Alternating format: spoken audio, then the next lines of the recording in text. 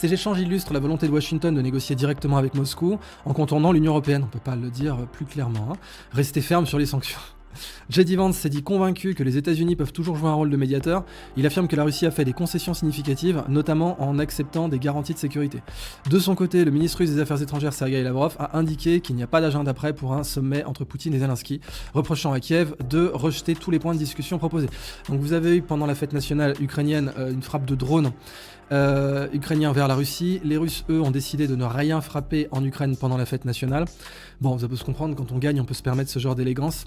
Cependant, juste après, les Russes ont quand même frappé beaucoup d'infrastructures, notamment énergétiques, et des usines de fabrication de drones en Ukraine. Donc ça continue.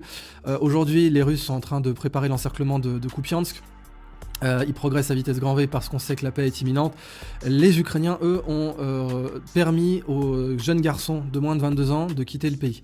Ça, c'était complètement nouveau. Vous aviez beaucoup de jeunes Ukrainiens qui représentent vraiment l'avenir du pays, qui sont ceux qui vont reconstruire le pays et qui sont supérieurement éduqués, qui ont un niveau, d'une façon générale, d'éducation et de culture remarquable. Et bon, ils pouvaient pas quitter, ils pouvaient pas passer la frontière polonaise. Là, vous avez une décision qui leur permet de passer la frontière polonaise. Ça, c'est un très bon signe en faveur de la paix.